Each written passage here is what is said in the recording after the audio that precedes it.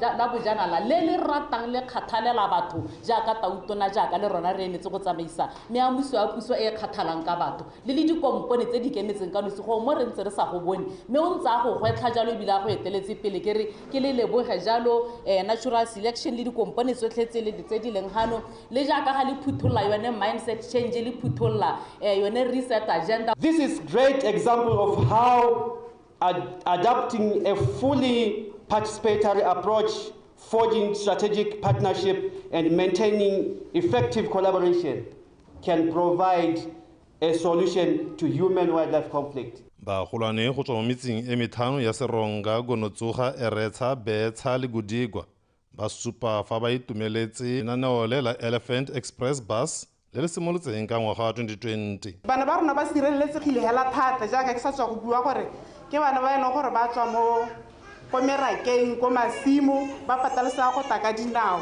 jaanong bana ba rona maletsing yano ba sireletsegile hela thata. The human and elephant conflict is now reduced, thus fostering coexistence between elephants and people. Attendance of our learners has improved since the introduction of these buses. Just 2 kilometers, the corridors are little. It's either 3 o'clock, 4 o'clock, they are covered, they are where they are going to kill. Me is another community, Simon Berry Kayalo. A high school route to Honda, one I owe you the Hanalma to Setsimotile, Gadi community area and Baboran, a dipala was on the Sasa. The bus said that Kisa de Jano, absenteeism, enable you however to never lock a Nosna for Bahoro Hajango scaling Baba Sahili. Eta would say. Me, Lema Duo, Eta Mahawa Hela, Aba to Kahetse, what Gwilin Zaro never hides.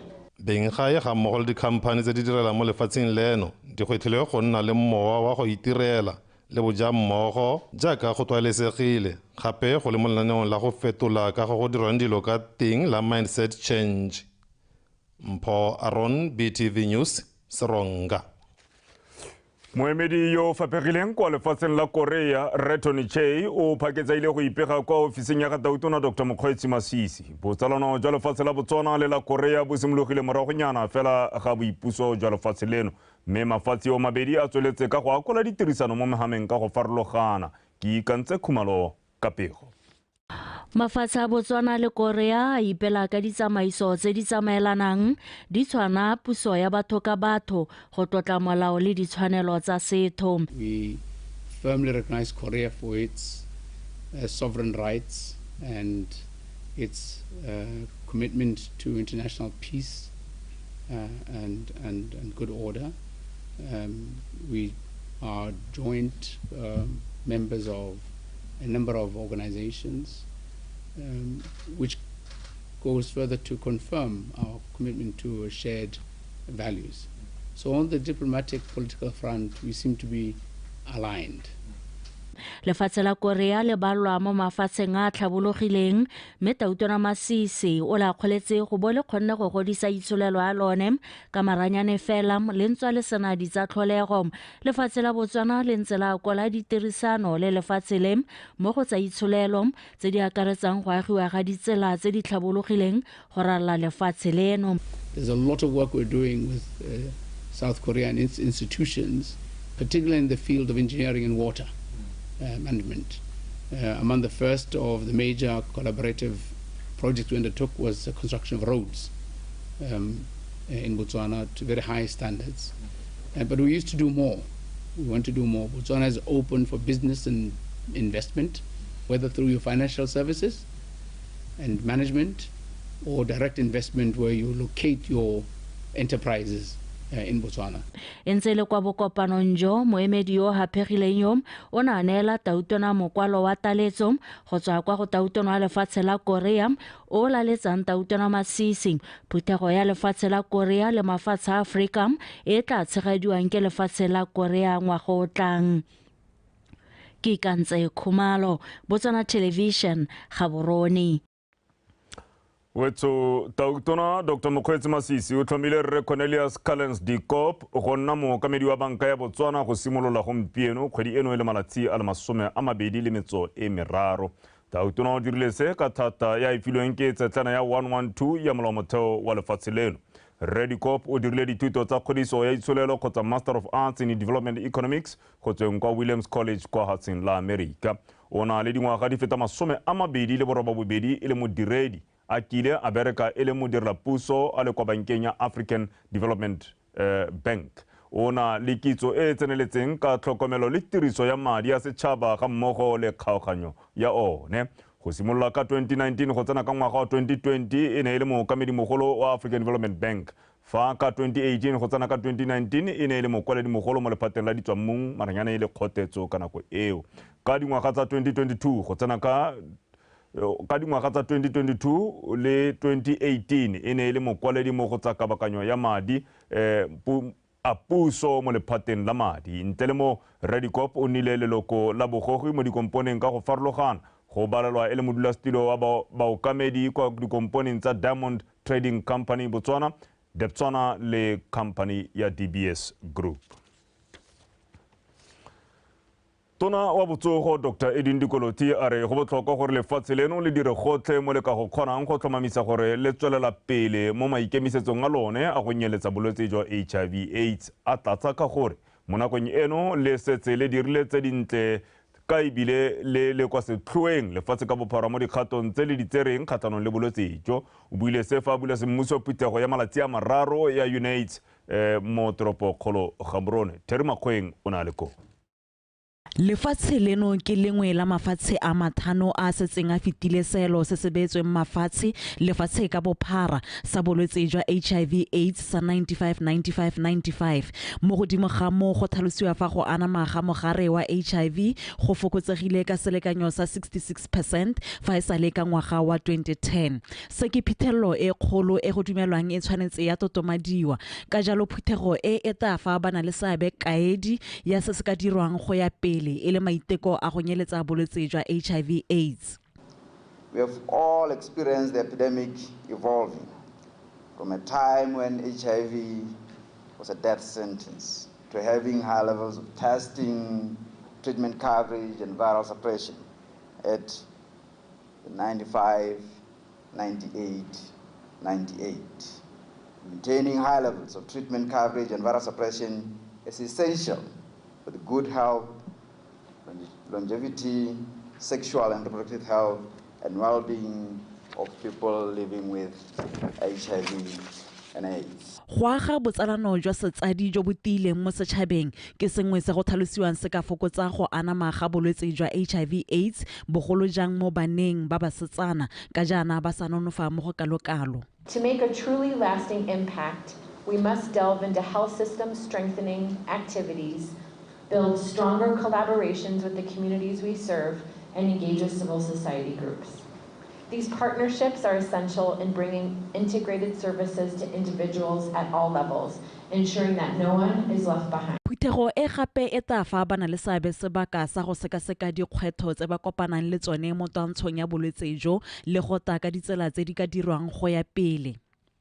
Join us in reflecting on some of the challenges that we have at the moment, and also looking at a lot of work which has gone in last 1 year holistically. The purpose, as you would have seen, of this meeting is to package all the information that has been gathered through studies, evaluations, assessments, researches in last 1 year, so that we can understand its linkages. We can look at it holistically. E re ka go setse dingwaga di supa fela pele ga ngwaga wa 2030 o lefatshe ka bophara le ipetseng seelo sa gore le tabo le nyeleditse bolwetse jo bana le seabe ba ne ba rotloediwa go fetola ka fa ba dirang dilo ka teng go lwantsha bolwetse jo gore ba tege mo maitamong ao. Terry Makgweng, Botswana Television, Gaborone. Mokoledi kwa lephateng la temothuo mme Nancy Neo Chengeta a re puso e rotloetsa barui go ipopa ditlhopha ka jaana ditlamelo tse ba di thusiwang ka tsone di thusa ba le bantsi. O buile seo jaaka na a abela barui ba ba ipopileng ba syndicate kwa Eretsa Dipo le bangwe ba babedi kwa Tobera mo kgaolong ya Kabango ka thomo ya Katautona Dr. Mokgweetsi Masisi. Mpho Aaron wa bega. Barui ba kgaolo ya Kavango ba kopana le dikgwetlho tse di farologaneng mo thuong ya dikgomo go simolola fela ka kgoga bolwetse jwa tlhako le molomo ga mmogo le senkobo. mme bontsi jo amegang e le jo bo nosang le go fodisa mo nokeng ya Okavango. Bao ba kgonneng go ipopa ba kgwetlhile go tsweledisa seo ka jaana ba kgona go bona ditlamelo mo thofo go tswa kwa babereki yo matlhoko a leruo. Barui ba setlhopha sa Ipopeng Syndicate kwa Eretsa ke bangwe ba batlegileng ba na le dikgomo tse 626 go tswa mo baruing ba le 54. Mongwe le mongwe o tsentse kgomo ya gagwe mo lesakaneng leo gore ba kgone go tlhokomela botlhe, go jisa, go kenta, go tipa le gone gore ba tle ba itse gore dikgomo tsa bone mo motseng kana mo kgaolong di hulela kae. Ka thuso ya batho bose ba itse go ditau tsa bone di tsamaya kae, ke ditau tse di thekileng. Le dirile se leng gore Batswana botlhe ko ba leng teng mo Botswana ke eletsa ba ka bona kgannye ya gore go ipopa go botlhokwa go le kae. Clusters ga di disha mo lehatsheng di simolotse ko bo Europa, and ha o tsamaya le mahatsha e leng gore a ikaegile ka di-clustera ba tsweletse go gaisa. Mabaka e le gore ha le ipopile le ntse yana go motho gore ha ke ntse ko ofising ya me ke na le mananeo ke batla go aba ke be ke reng ka neela mang ke a go simolla ke lebella ba ba ipopileng pele ka mabaka a gore ha ke lebeletse mo clustering ke lebeletse malapa a le mantsi ga ke a lebella lelapa le lengwe hela. Fa mogala dipoo tseo tse tharo modulasetilo wa Ipopeng Syndicate kwa Eretsa Remona le Sosanga a lebogela taotona go ba fa dipoo tse tsa White Brahman, Simmental le Angus tsa reng di tlaletsa mo go e ba neng ba e neetswe ngwaga o simologa.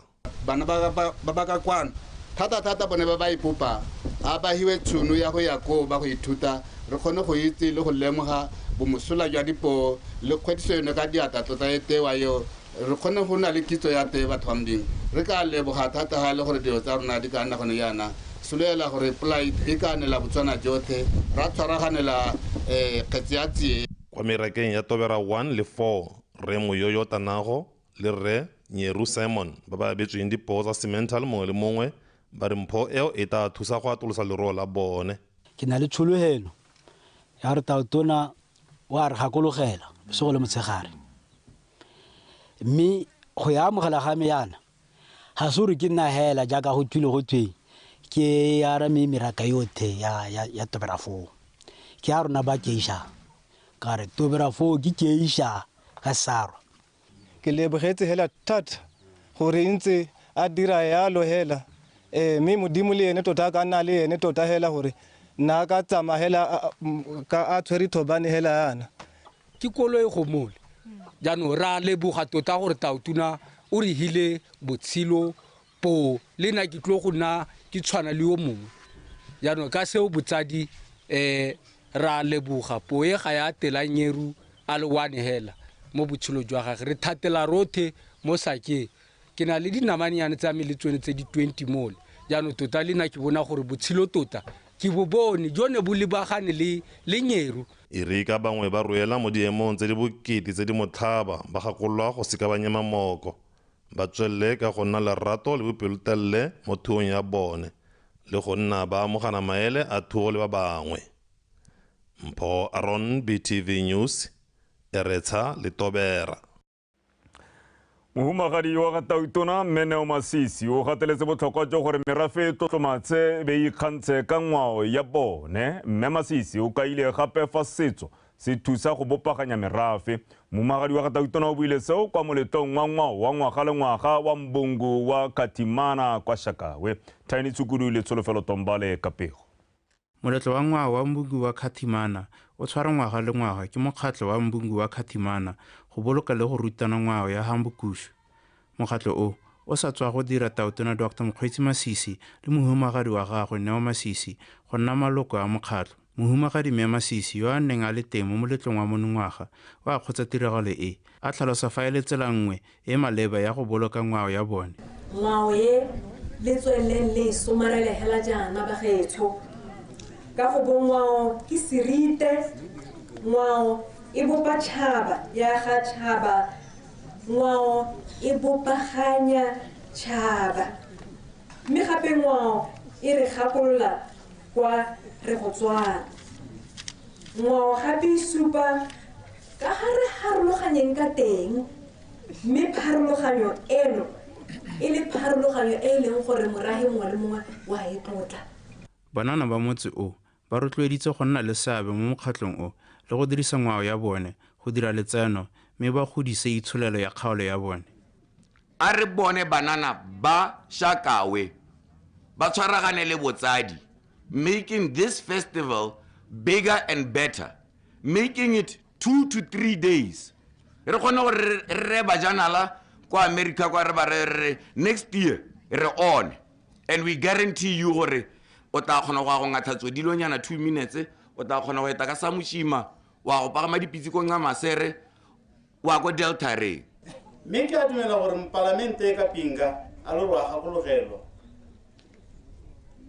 ha re le ko senior o no wa bua to quote you o bua ka puo ya sieng o ra o re ke batla gore by next year when we celebrate Mbungu wa Kathimana cultural festival, I want it to be big and better. Mo ke dumela gore mo parlamente o itumetse re dirile hela jalo. Moletlo wa monongwaga o bone kgolo ya tatedi ka go nile le ditlhopha di le 34 tsa mmino wa sewinji, dipere le diware go kgatlhisa boididi jo bo nneng bo lekwa. Solofela Tombale, Botswana Television. Tsena mo kganyeng ya mogote. Lephata la tepoloapi la re go tla nna mogote o feteletseng go simologa tshokologong eno go ema ka Labotlhano. Lephata le tlhalosa fa mogote tla nna wa selekanyo sa 36 degrees go yeng kwa 40 degrees Celsius mo mafelong ka bontsi go ralala lefatshe leno, fa kwa dikgaolong tsa Chobe Mhabe gantsi bokone botlhaba le legare selekanyo sa mogote se tla bo se le fa gare ga 39 go yeng kwa go 42 degrees Celsius. Yeah, the heat wave, you know, heat waves, it's excessive heat. And of course, this has an effect on people, and not only people, animals, as well as plants. Yeah, some plants cannot tolerate very, very high temperatures. People, especially young children, the elderly, the sickly people, they also cannot, their bodies cannot take an excessive amount of heat. So our advice to them is to rather stay indoors or in the shade during this period, also to drink a lot of liquids or rehydrate a lot, and try and wear something like maybe a hat or using an umbrella when you really have to go outside. Yeah, this will help to mitigate the heat and protect us from things like heat stroke. Right. Yeah. Normally, what happens, like we are having a high pressure, which is causing the temperatures to go up, like we experience over most part of the country. Normally, when the high pressure is sitting there over the area for quite some days, we experience these high temperatures which we are having almost over the entire country. And what is typically going to happen after the passage of the heat wave, we should expect to get some rainfall over most part of the country. Especially over this coming weekend, we should be seeing rain cover most part of the country. All right. Tona mo lephateng la madi mme Peggy Serame a re maikaelelo a lephata la gagwe ke go ngoka bagwebi go tsweng kwa ntle ga lefatshe leno ga mmogo le gona go godisa itsholelo. Tona Serame o buile se kwa thutopuisanong ya tsa madi e neng e tshwere kwa motseng wa Hukuntsi Bosheng. Neo Modungwa Kapego. Go godisa itsholelo ya monogae go tlhalosiwa fa e le mama mo kgolong ya itsholelo ga go lebilwe seemo sa letseno ka ngwaga wa 2036 ka go kaiwa fa itsholelo ya lefatshe leno e supa tokafalo morago ga go phutlhamisiwa ke segajaja sa COVID-19. Mme re gakologelwa gore all these things that we are doing, looking towards 2036, we want to have an unemployment rate then ya bo 5%. E wela ko tlase re batla go ira ditiro. It will not make sense if we do all these things, but in the end, they do not translate to job creation. So, ke sengwe se re maikaelelo a rona. Re batla gore re attain a GDP growth rate of 6%. Ka gore tseo ha re ka di dira, re ka kgona go ya high income a knowledge-based economy by 2036. Re lebella itsholelo ya rona mo gae. Mme le tale mo gore mo ngwaga o no heta wa 2022 e ne e hule ka 5.8%. E ne re hunya mo go lebelonyana mo go le gontsinyana ngwaga o ka kwa go heta mahatsothe ka gore ne re tswa mo COVID-ing mme ne ra gola ka lebelo le le go godimo thata re lehatshe la bo 11.78% go godimo ko mme ya no re ha 2022 ra itemogela gore le itshole le na gola ka 5.8 mme ngwaga re mo gone ga re seka re akanya gore e ta gola ka 3.8%. Mo go tse dingwe lephata la re maikaelelo magolo a lone ke go tswa ka ditsetlana tse di laolang tiriso ya madi a setšhaba. We will be introducing a law, not a punitive law, but a law that instills fiscal discipline. A law that will speak to, that we will call, I don't know what we will call it, but we will be enacting into law a revenue fiscal rule in order to restore long-term fiscal sustainability. Fa tlatsa mo go se mothusa tona wa dikgaolo le tlhabololo magae Metalita Monnakgotla a re ba tsepame sentle go netefatsa fa madi a dirisiwa sentle le go itebaganya le melala. Let's improve on accountability. A re nneng hase re lebelele gore me gone madi a ra tsereng kgotsa a re tshwantseng gore ra oketse gore re ise our services to the community. Lephata la madi la re mangwe maikaelelo a lone ke gore Motswana mongwe le mongwe a nne le seabe mo dikganyeng tsa madi a setšhaba. Neo Modungwa, Botswana Television, Hukuntsi.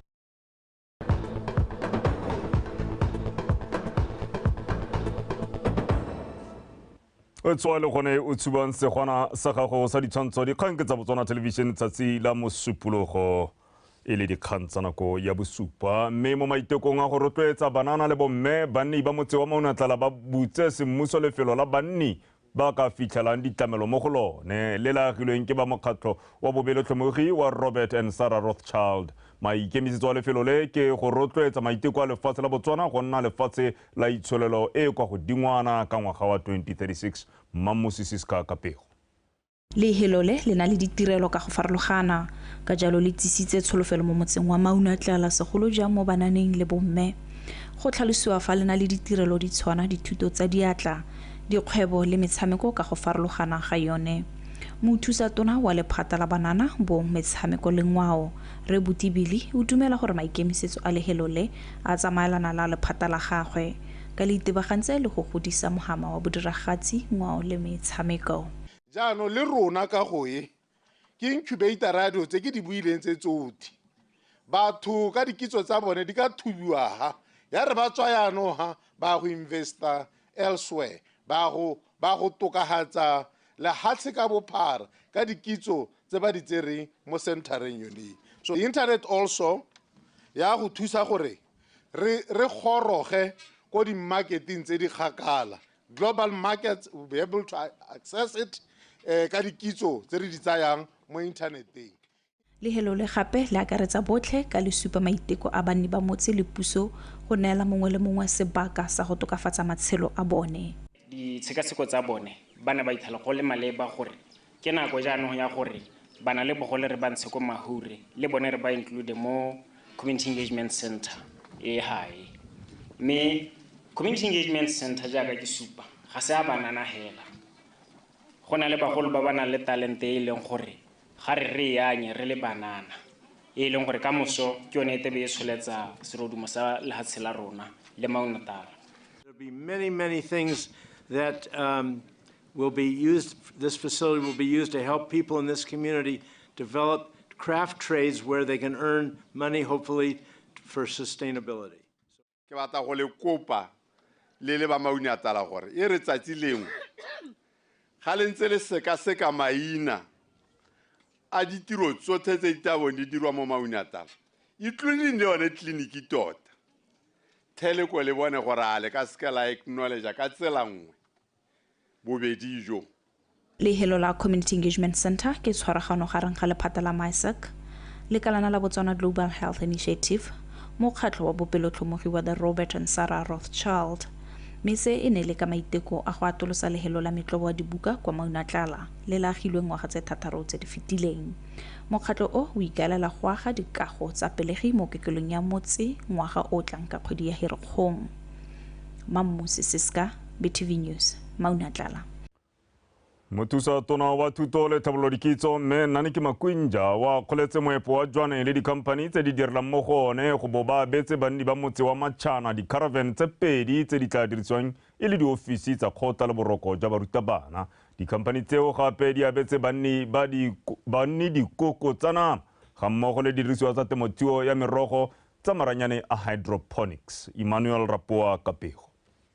Motse wa Matšhana o simologile hela mo lehatlhakgogeng go sena lehae le metsi le ditlamelo tsa botsogo ga mmogo le tsa thuto. Mme gompieno selebego sa motse o jaanong se fetogile ka ntlha ya ditlhabololo di tshwana le sekole le metsi.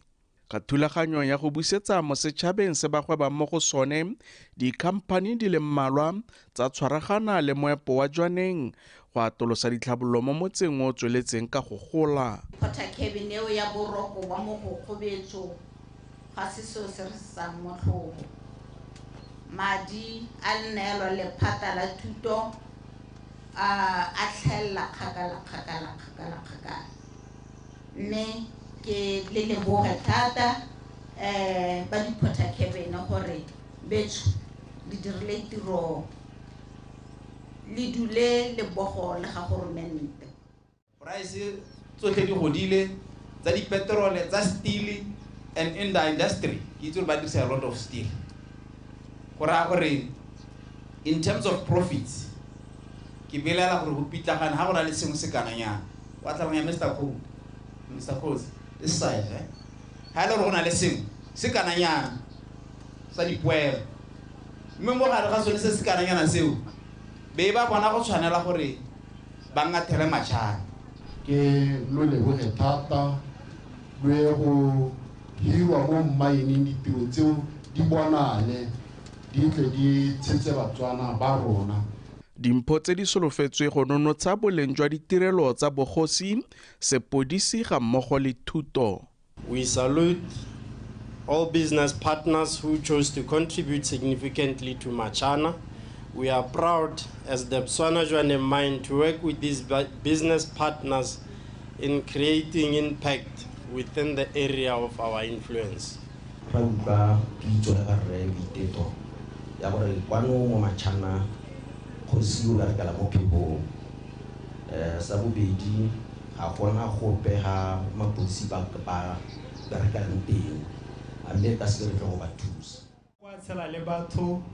O bo sa ba tlhabolle ka se me re ntswale re sa patelediwe re le dikomponi rona re itlamile gore hela o bona tiro wa go e bereka ha o berekela nteng o tsenya letsogo.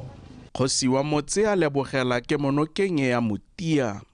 Ra hetoga ra bona re ke ne tso ofisi kwa kgotleng ke ne ke le mo stharing hela re simolotse ke buela dikgang ke le mo stharing.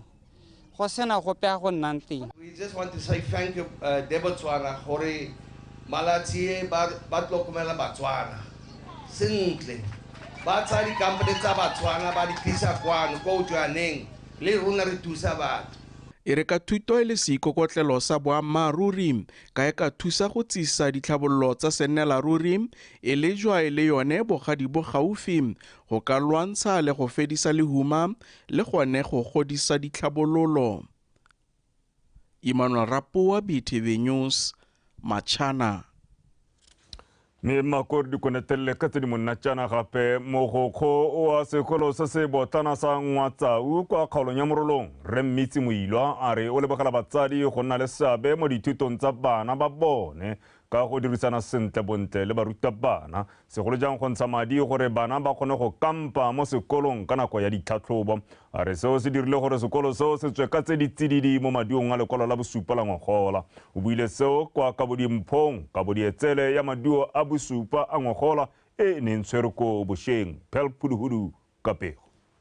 Sekolo se nang le bana ba feta lekgolo se tla sentse se dira sentle mo maduong a lekwalo la bosupa mo dingwageng tse nne tse di fetileng. Sentse se tshwara diphesente di feta 2%. Maduo a nametsang a tlile ka go bereka ka thata ga bana ba sekolo ga mmogo le batsadi le barutabana. Maduo a sa tlhela go na le ka hatlang ka mokgwa ka teng.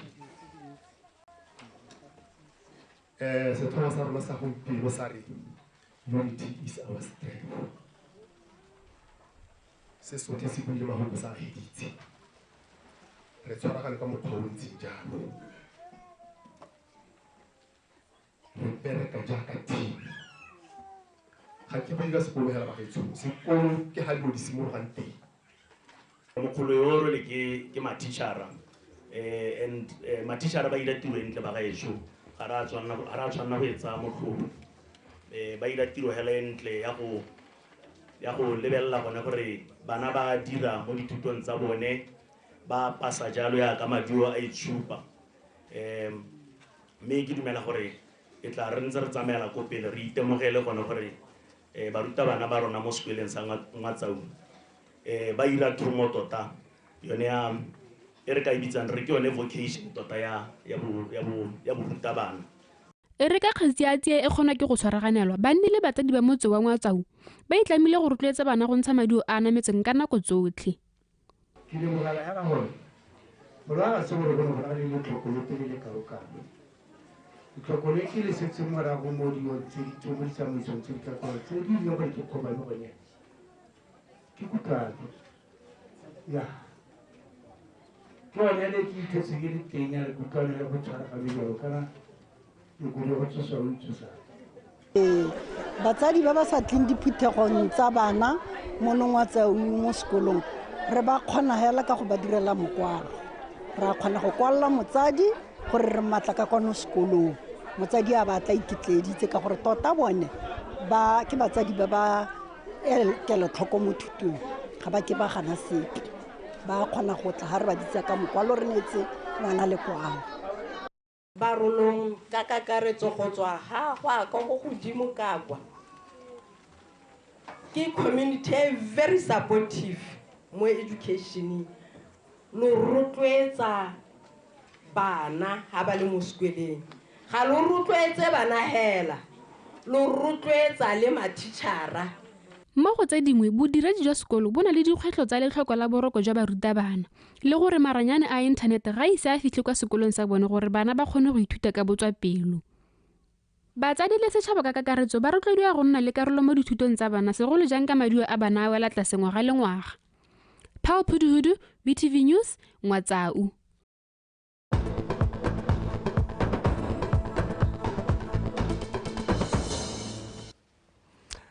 Wetso go tsena kutlwana sa tsa metshameko me go tsena kgaitsadi yake Liza Osekeng kgaitsadi ya motho Ben wa itse gore a lemogile gore nna le wena hela go nna bo di 20 kgwedi ya la iriana e hela yana badimo ba re kopanya madi ke kgolagano ya madi le gore le ba ba amogelang ba itse gore go na le motho go Liza go phuthego ga ba di tshwere sentle mo televisioneng dikgang di a utlwala gape badimo ba le ka go raela ba re motho ke kgaitsedi ga go molato gore o mo re fafa ka taonyana nya go ntse lo kgaitsedi yaka go malatsi ga tle ka go tshwana tsatsi leng o tla latswa ke tlhare ke ta malatsi la ke go blessa go tsela right ha re duka tla ke go leboga right wetso le natla ke tse sebaka se ke go dumedise jaaka kgaitsedi ya ke a boletse nna ke bidua Liza Osekeng ka tsa metshameko me ha re simolola hela ka tsa mabelo a malele barulaganyi ba kgaisano ya lebelo la Orapa half marathon ba re ba bereka ka thata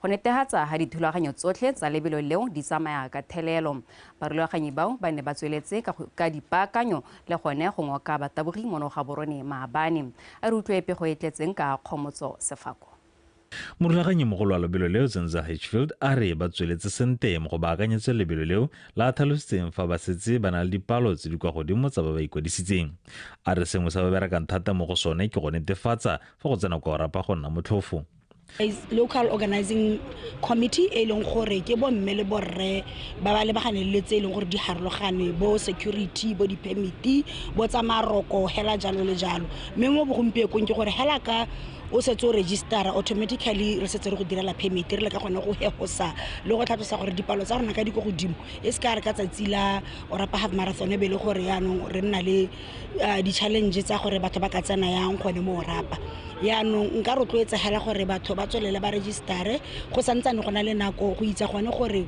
ka tsatsi la bohelo go be go nna le mosuke mme ebile gape rona re le barulaganye e tla re go setse beke re be re tswalela yone registration e le gone go leka gore re kgone go nna le thulaganyo le gone gore go tsenega le ditsamaiso tsotlhe tse di tla bone di tsamaya ka letsatsi la 25 tsa November e be di tsamaya sentle. Moreletsi wa lebelo leo Brian Makhwaje wa setlhopha sa Orapa Athletics o tlhalositse ka botlhokwa jwa lebelo leo kwa toropong ya Orapa. One of the things ka Orapa ke gore we want Orapa to be a great place to work, live and visit. So I want the event tse le re di tsaba to Orapa. I did it immediately because then people get to interact, we get to see Orapa, the great place that it is. But it also ka gore re ta re isa di funds in that event ele re ta re gona go thusa ba lore bana le botlhoki. That's a great stuff for us. So we're happy to we love fitness. A marathon is synonymous with fitness and health, and we like to promote people's health. So even things with a common goal of promoting health is a great event for us. Bangwe ba ileng di fathego tsa lebelo leo le bone ba ne ba tshwela ka botlhokwa jwa mabelo a mofuta o. I think it would be a very big marathon in a different area of the country. So it'd be nice for people to come out to Orapa and see what's happening, experience the culture, and actually start making friends. So it brings in a great opportunity. This marathon is not only for the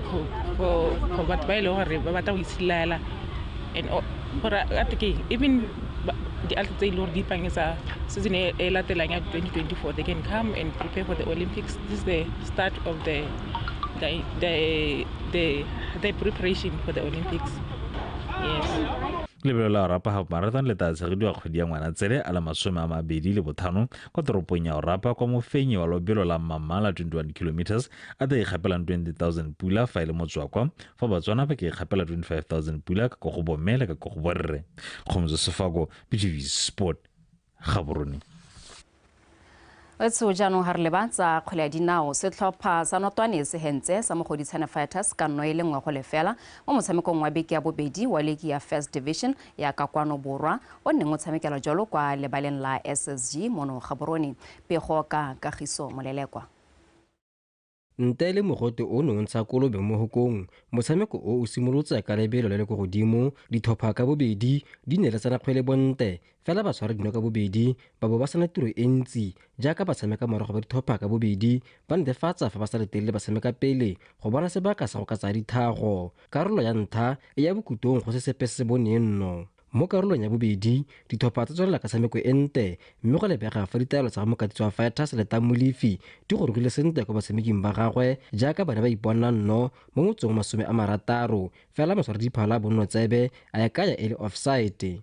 Morago fela ga offside yeo Fighters ya go gela konte Tshepiso Jabari mme ba tsenya motshamekong Thabiso Masa. Toronto Notwane le bone ba nna le sebaka sa go bula dinno fela maiteko a ga Thabang go fithile a felela mo diteng tsa ga Thabang Molefe karolo ya bobedi e tsamaile metso ile 31 ya re metso ile methano fela morago ga maiteko ao Emmanuel Moyeng yo tsene mo karolong ya bobedi a thoma Notwane go pele ka thogo ente go tswa mo kgweleng ente ya ga Lemogang Kabo nno yo ya ga Moyeng ya netefatsa fa Toronto setšhaba ba ikgapela dintlha tse tharo tsa botlhokwa.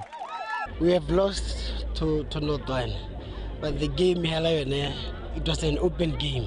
Mongwe le mongwe na ka wina 1-0 or ne re ka tshwara draw. Ya go bona ba re gorile 1. It was lack of concentration ka our defense there.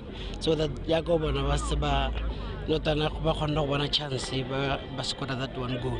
But I'm happy with the performance of the boys.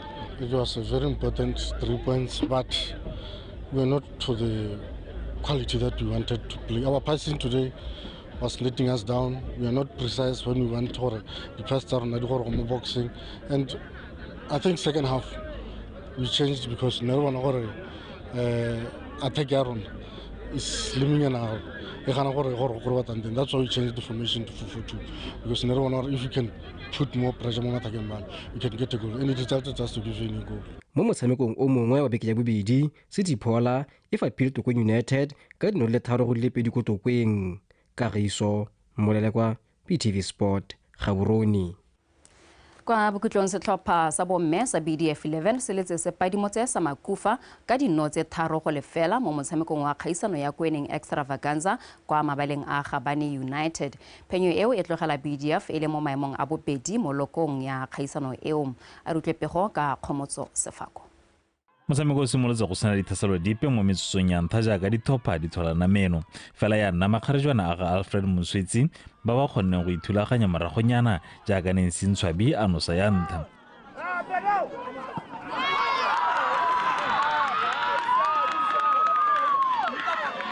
Mo karolong ya bobedi the AMOGELA ba tsweledisa fa ba tlogetseng teng. Chandapiwa Tafile a oketsa ketapele go nna tse 2 go lefela mo motsotong wa 57. BDF ya tswelela ka go tshwenya le morago la makufa bontsi ba nako mo karolong ya bobedi mo go fileng Nancy Ntshwabi sebaka sa go nosa ya bobedi go garela phenyo ya dino tse 3 go lefela e le phenyo ya bone ya boraro go tswa mo metshamekong e le meraro. Ra tshameka bolo a rona tota go mpeko thubi fela ba tsenya ka pace go godimo gore bana ba rona ba tsamaya le bone hela be nna thata gore ka boela mo game because bontsi ya rona bana ba rona ba re train rote because of ba tsena dikolo. Re le number 2, we are still number 2 in Mexico, but gona yes ga se gore go kere ara simola game sentle but re tshameka sentle ro gore bona o sa goriwe ra re sengo sira botoka dan ba bangwe. Mo metshameko e mengwe ya kgaisano ya dithopa tsa Kwening Gakutlo Eagles e notile Gabane United ka 1 go lefela. Baeteledipele ba Loko Mexican Girls ba garesentse Ajax Super Queens ka tse 7 go lefela fa City Girls ba padimotse Lion Volcanoes ka tse 4 go le 1. Khomotso Sefako, PTV Sport, Gabane. Wetso pego eo ya ga Khomotso Sefako e ne re tlisa kwa bokhutlong jwa dikgang tsa rona tsa metshameko na le yona tlhe re tla boa re kopana gape kgante jana ka nako ya bohera bongwe ga jaanong ke tla bo ke di go neela ke dirano tse ka teme ya sekgowa kgaitsedi yake Benson Phutego e mesentle gore gakolla gape dintlhakgolo tsa rona raitso a kompolele ka go le mogote yana wena o berka jang o ira jang gore o re mogoto ntse yana go tsentse mo sepitleng mme go ntse o bereka hela sentle o kgona go tshela le ba bangwe. Kgaitsedi ya ka ke lemogile gore ga gona sepe se se botlhokwa ga gona molemo ope o leng gore o ka o itirela ga o sa nwe metsi ke nwa metsi a mantsi thata. O nwa metsi a mantsi thata ke gore a go le mogoto o rurigatse gore o tlhapile o jele o nwa metsi kgapetsa le sone se khukhu ba bangwe ba re ke mokgele o nne o rwele mokgele ga o se o hutshinyana o nne o le ka tlase ga meritinyana ka gore ba botsogo ba tlhalotsa gore mogoto o kgona go baka dikotsi dingwe mo mmeleng wa gago tse di harologaneng ntse jalo raitso ke ntse ke utlwa ebile o na le pego eno o e tshwere o supa gone gore mo bekeng eno go tlebe go na le mogote o mongwe o montsi seo se re bontsha gone gore ba itseanape ga ba bua ka go thuthala ga loapi kgaitsedi ka ga ba itlhamele hela ba bua dilo tse leng gore di a diragala mo nakong ya gompieno go botlhokwa gore le rona re boele ko morago re leme ditlhare tseno go te re di leme kana le di tlisa phešwana the windbreakers gape di re tlisetsa le one meriti e harologaneng re nne mo matlong a rona re bule matlhabaphego bone bana ba ba yang dikolong ba re netefatse gore go ntse jalo re ke go lebogile thata o tswerhala ka dinako tsotlhe ga o bega dikgang tsa ke go leboga kgaitsedi ya motho Liza o sekeng ka botswerere jwa gale le gale mme a re pele re kgaogana re boe gape re lebe ditlhogo tsa phirimaneng ya mosupologo. Lefatshe leno le tla abela la Angola ditlou di le 8,000 dikete tsa ditlou di roba bobedi. Mokgatlo wa baikopanyi wa Ikupen Syndicate kwa kgaolong ya Okavango wa abelwa dipoo. Barulaganyi ba kgaisano ya lobelo la Orapa Half Marathon ba re ba bereka ka natla go netefatsa fa dithulaganyo tsotlhe di tsamaya sentle. Wetso o ikutlwetse bo go ba tepoloapi le bana ba sa go tlhagisa ka ile kae kwa borolo kwa botsheka kwa o leng teng o le mo diofising o le kwa lapeng o le kwa dikolong o le mo ditseleng wa utlwa gore go mogote o ntsha noga ka mosima kana mo mosimeng wetso mme re a kogela gape kwa go bone ba tepoloapi gore ba re bolelele gape gore go tsamaya ka tsela e tsiang mme tshwene ya re go sha e re e bone pilo isi a nne kagiso.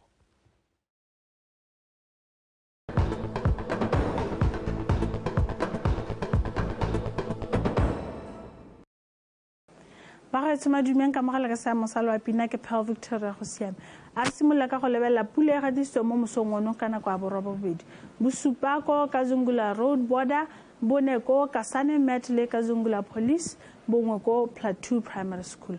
Mo tsatsing la ka mso re sa go tla tswa go apogile go dikgaolong tsa gantsi kgalagadi boroboro thaba kgatlhe le kweneng mo tibile ka bontlha bongwe go kgaolong yang Habe le kgaolo ya Chobe. Ha go le gare le bokone botlhaba gone go tla ipona tsa dibata tsa maru. Mo mosong go tla ikutletsa go le mololo go dikgaolong tsa kgalagadi boroboro thaba kgatlheng kweneng jwa magareng ga 11 go eng go 15. Ko kgaolong ya gantsi le gare le bokone botlhaba gone go tla ikutletsa go le bothito. Mme go le mogote ko kgaolong ya Habe ga mmogo la Chobe jwa magareng ga 20 go eng go 25. Mo tshokologong go tla ikutletsa go le mogote o feteletseng go dikgaolong tsa Habe, Chobe le gare le bokone botlhaba jwa magareng ga 38 ko Mahalape se le Bophikwe le ko Francistown go eng go 42 ko Maung. Ka jalo setšhaba se rotloediwa go ipaballa mo mogoteng o feteletseng ko kgaolong ya gantsi kgalagadi boroboro tlhaba kgatlheng kweneng go tla ikotletsa go le mogote thata wa magareng ga 36 go eng go 32. Ha re lebella mello e shang e supang ke mmala o mohibidio o supa ha mello e tsweletse ka go sha mo dikgaolong dingwe tsa lehatshe leno. Bo diphatsa ja gore mello o tswa mo taolong o supa ha go le go godimo thata mo lehatsheng le lotlhe ka bophara. Ka jalo setšhaba se rotloediwa go tshwara mollo ka kelello. Ha re lebella dikgaolo tsa borwa botlhaba kgatlhe le kwene re tshwanetse ha go tla apoga ka tsatsi la boraro mme ka tsatsi la bone go tla thiba mo mosong go ikutletsa go le mogote thata wa magareng ga 36 go eng go 32. Ko kgaolong ya gantsi le kgalagadi ka la boraro go tle be go apogile go le mogote thata mme ha ka tsatsi la bone go tle go ipona tse dibata tsa maru go na le mogote o feteletseng wa 40.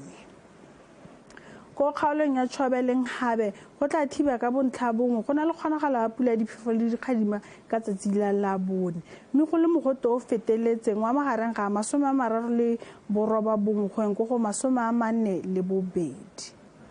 Ko kgaolong ya legare le bokone botlhaba gone go tla thiba ka bontlha bongwe ka tsatsi la boraro mme ka tsatsi la bone go na le kgonagalo ya pula diphefo le dikgadima ko kgaolong ya bokone jwa legare. Go tla ikutletsa go le mogote o feteletseng wa magareng ga 38 go eng go 41. Ke gone go tlhe mo ke go tshwaretse a nne boroko.